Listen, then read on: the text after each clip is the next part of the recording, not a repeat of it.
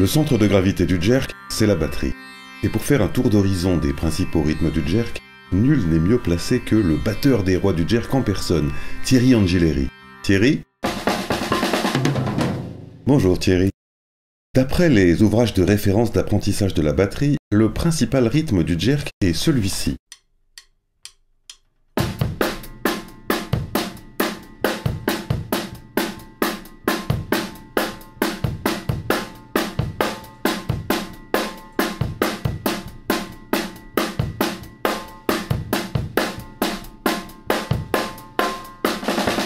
Merci Thierry.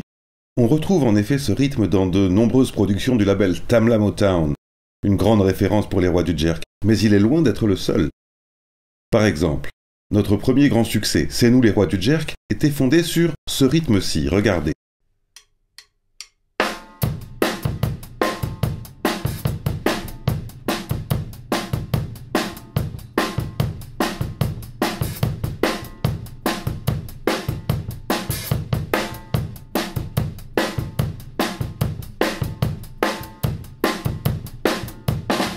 Merci bien Thierry. C'est un rythme très binaire, représentatif de la tendance rock du jerk, popularisé par des batteurs comme Ringo Starr. À l'autre extrémité du spectre rythmique du jerk, on trouve des rythmes beaucoup plus sophistiqués, inspirés du jazz, ou de batteurs comme Bernard Purdie. Regardez.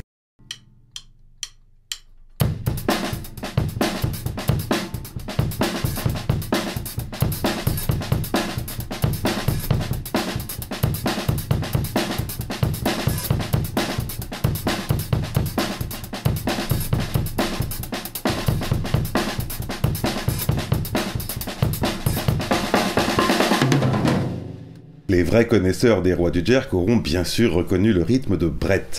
Il est très complexe mais en même temps très fluide, grâce au talent de notre Thierry. Personnellement, je ne m'en lasse pas. Encore un peu Thierry ?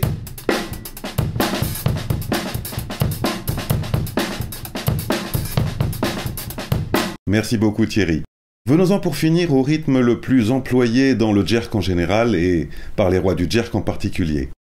Ce rythme était déjà présent dans le premier jerk historique, The Jerk de Don Julian and the Larks. Il a ensuite été développé par des batteurs comme Clyde Stubblefield ou John Jable Starks, les batteurs de James Brown, pour devenir finalement l'un des principaux rythmes du funk, le plus noble descendant du jerk. Thierry ?